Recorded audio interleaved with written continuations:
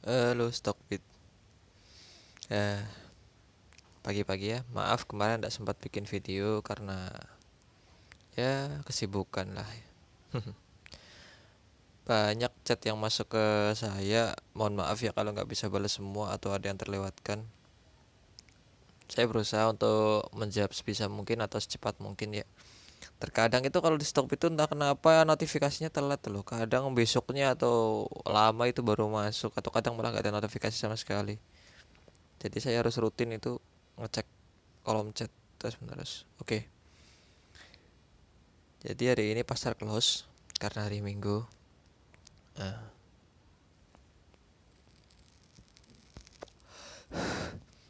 jadi saya pengennya itu bahas aja. Kira-kira pertanyaan kalian yang paling bagus yang mana akan saya jawab. Tapi saya sudah ketemu kandidatnya sih untuk kali ini pembahasan kali ini. Dan jatuh kepada ada ini si Giovanni. Pertanyaannya bagus ini. Kalau dana masih di bawah 50 juta dan gak bisa nabung lagi karena penghasilan utama habis buat kebutuhan sehari-hari, lebih baik mana invest atau trading? Nah, nice question.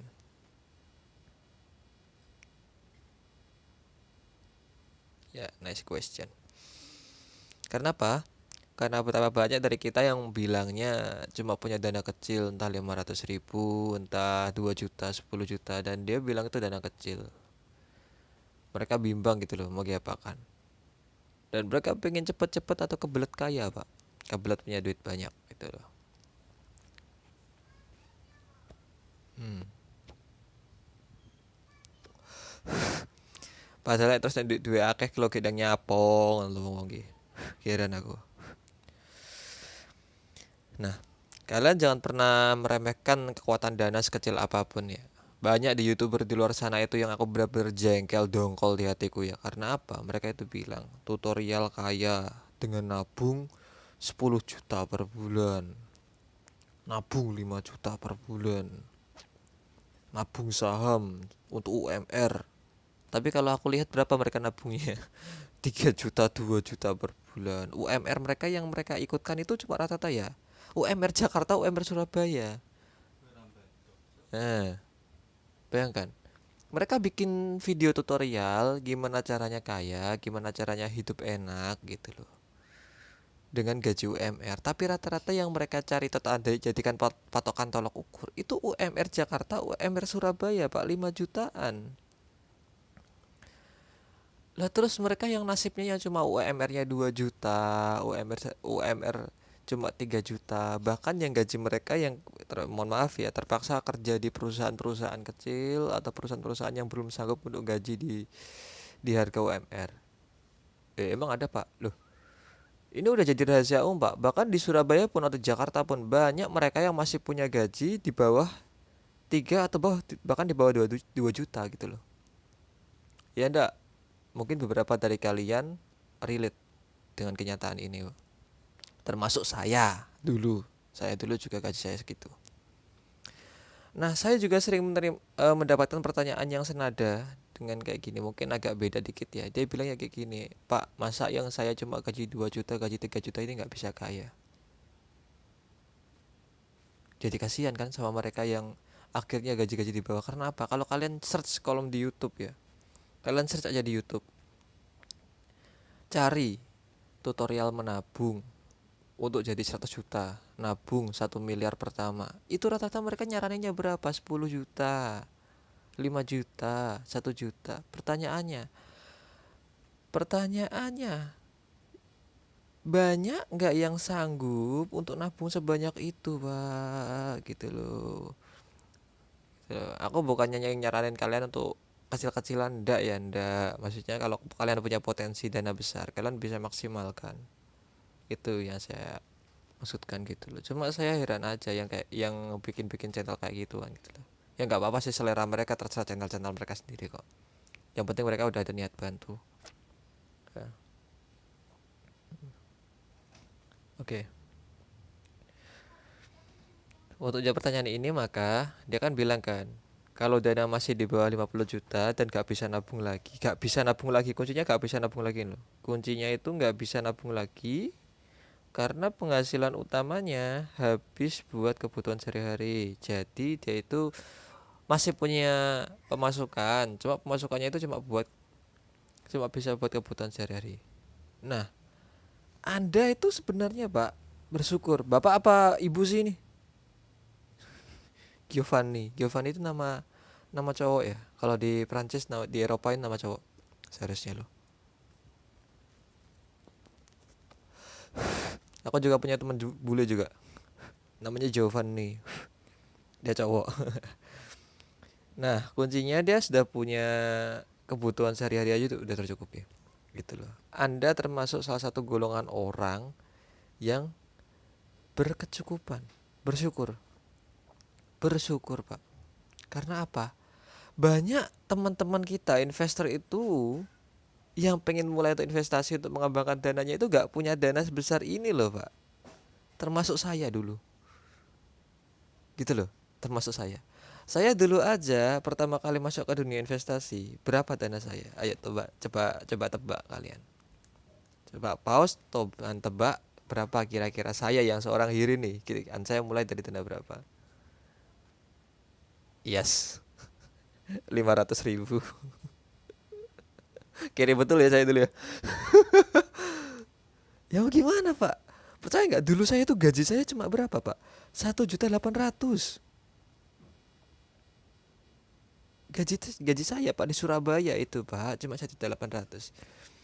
Tapi karena saya benar-benar niat, saya sisihkan berapa? 200.000 saya sisihkan, 500.000 saya sisihkan, 300.000 saya sisihkan. Gitu. Saya rutin nabung saham di saham yang anti resiko gitu loh.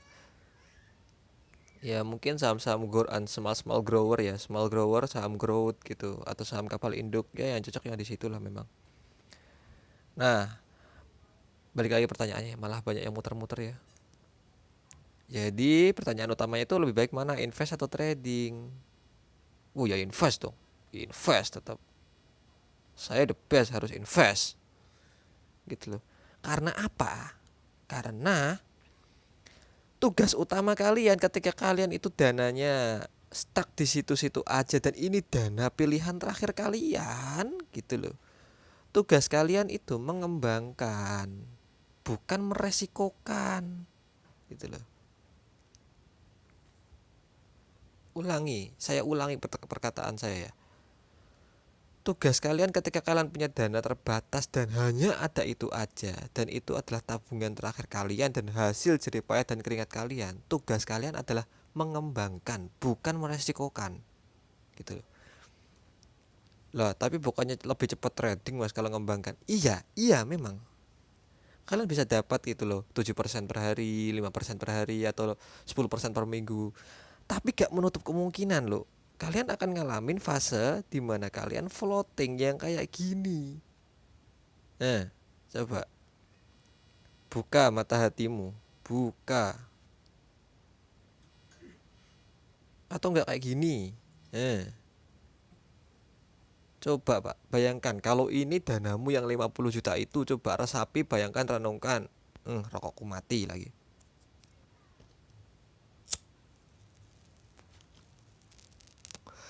Resapi dulu. Atau mungkin yang kalian dananya kecil Pak.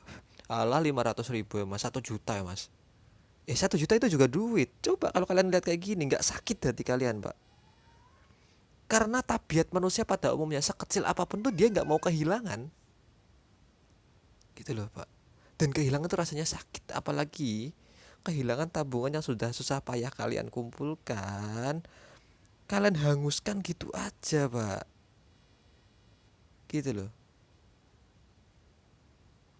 Ya Pak, kalian itu ya kerja banting tulang, kerja dari pagi sampai sore, ngumpulin duit kecil-kecil itu buat bahagiain anak kecil kalian, bukan buat bahagiain bandar-bandar yang udah kayak di luar sana Pak.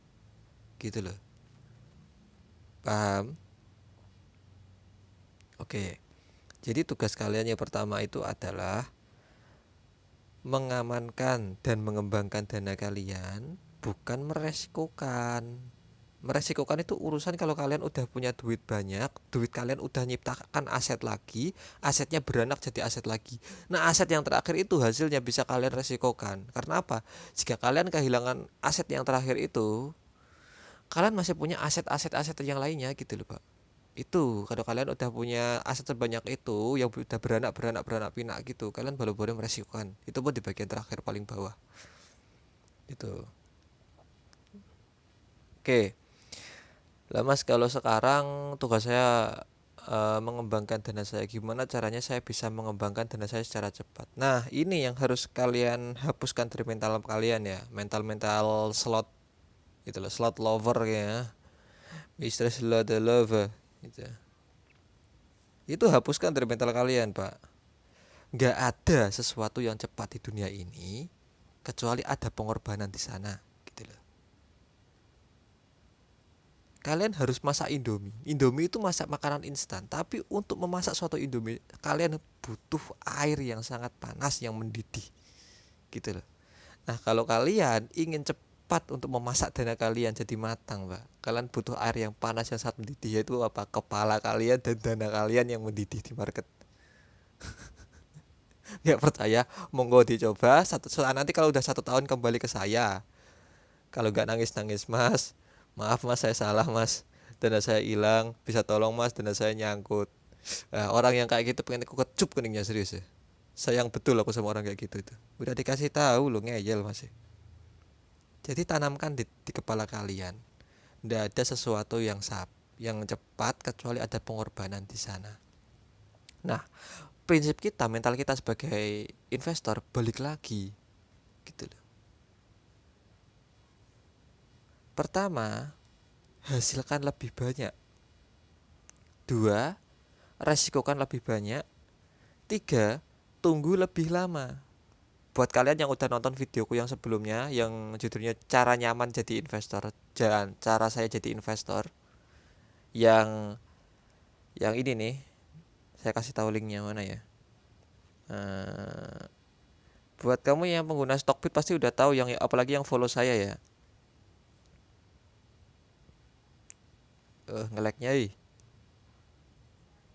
nambah lagi follower gue. Sekarang aku cek soalnya. Nah, yang ini.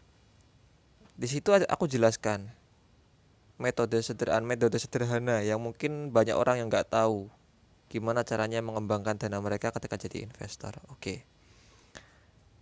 Secara singkat aja, di sini saya rangkum lagi portfolio yang harus kamu pilih itu ada ini, gitu loh. Ini. Jadi dana itu nanti itu bagi jadi 4 dengan proporsi yang beda-beda. Proporsi yang paling banyak kamu masukkan di sini. Di sini nanti kamu bisa masukkan sebanyak 30%. Gitu. 30%. Sorry ya, tetangga saya agak ribut. Ya. Nanti untuk saham growth bisa kalian masukkan sekitar 20% juga mungkin ya. Enggak lah, mungkin 30% aja, 30%. Oh ya. Maaf kalau tangga saya agak ribut.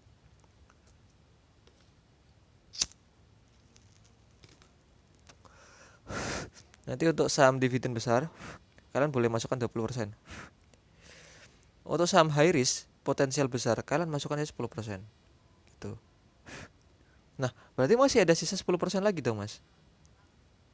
Yes, benar.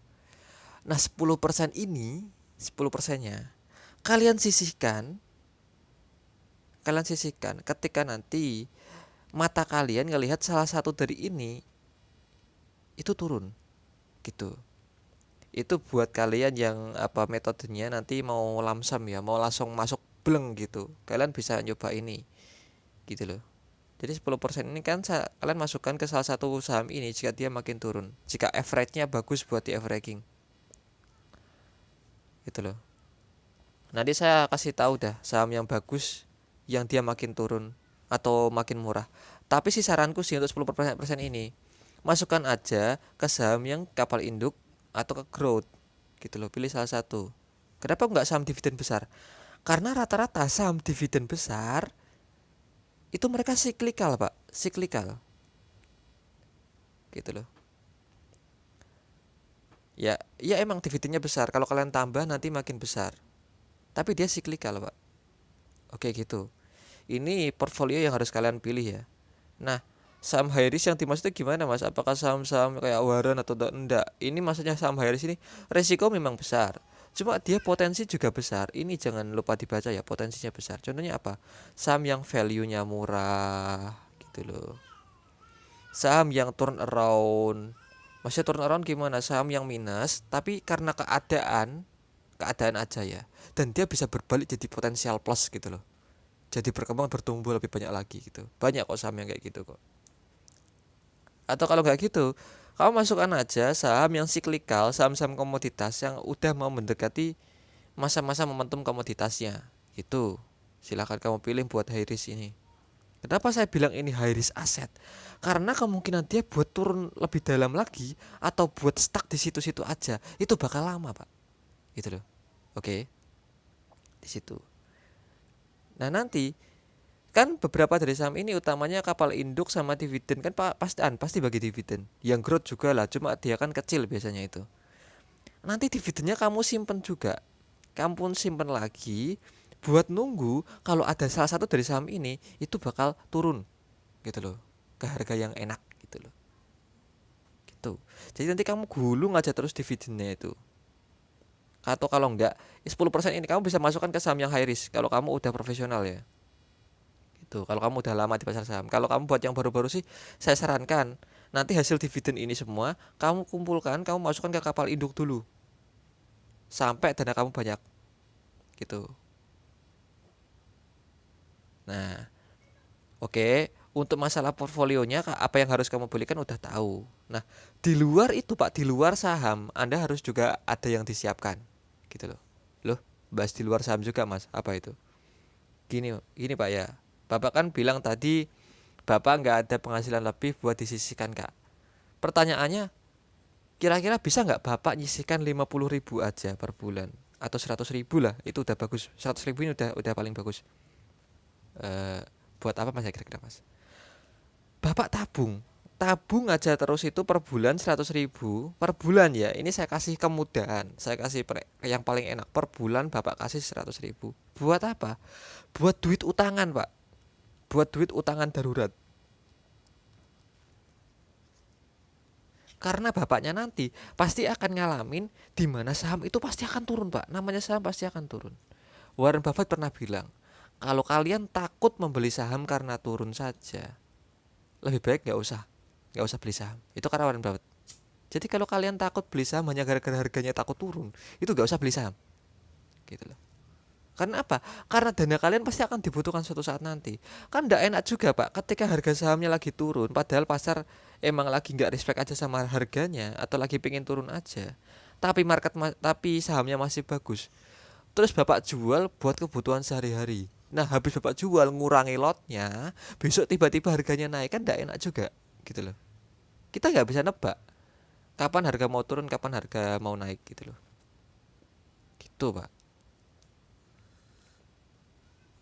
Jadi 100.000 ini nanti Bapak tabung aja per bulan terus sampai nanti kira-kira ketemu. Bapak itu pengeluarannya rata-rata satu bulan berapa sih? Ibaratnya pengeluaran rata-rata di antara 3 juta lah. 3 juta. Lah nanti kira-kira sampai mentok di angka Bapak ketemu 2 atau 3 kali pengeluaran pengeluaran Bapak per bulannya. Nah, ibaratnya ketemu di angka 6 juta ya. 6 juta nabung 100.000 aja terus. Lah 6 juta ini nanti ketika Bapak ada apa-apa, ini aja yang diambil. Jangan yang di saham biarkan aja dia bertumbuh. Gitu loh. Oke. Nah, nanti kalau ini berkurang ibaratnya buat kebutuhan mendadak, kebutuhan darurat. Nanti ya kalau udah selesai kebutuhan mendadaknya, diisi lagi. Itu. Nah, yang di saham ini biarkan dia bertumbuh. Sampai nanti kira-kira dividennya atau hasilnya bisa Bapak nikmati. Gitu ya, Pak ya. Oke. Udah berapa menit ini? Udah 20 menit. Rata-rata saya bikin video 20 menitan ya. Oke, segitu aja. Semoga Bapak udah menyerap apa yang saya maksud. Nanti Bapak punya dua metode ya Pak ya. Bisa Bapak langsung masukkan seperti proporsi tadi, langsung lamsam, langsung 30, 30, 20, 10, 10-nya nanti jaga-jaga kalau nanti salah satu dari ini ada yang turun. Yang grower atau induk ini. Itu lamsam langsung masuk gede. Gitu. Tapi kalau Bapak itu mau lebih aman lagi, Bapak ambil harga rata-ratanya pakai DCA, dollar cost averaging. Nah, nanti Bapak bisa pecah jadi 5 juta 5 juta. Nanti pecah lagi untuk persenannya itu masuk ke saham masing-masing ini. 5 juta nanti masukkan ke masing-masing ini. Besok bulan depan nabung lagi 5 juta, 5 juta, 5 juta sampai genap 50 juta. Gitu. Bisa pilih antara lamsam atau DCA. Nanti terserah Bapak pikirkan lagi matang-matang. Yang penting tugas Bapak itu intinya itu mengembangkan dana ini, jaga keamanan dana ini karena ini dana satu-satunya Bapak. Gitu loh. Bukan malah meresikokannya di dunia trading yang penuh dengan spekulasi. Udah itu aja dari saya, semoga bermanfaat. Sampai jumpa di video selanjutnya.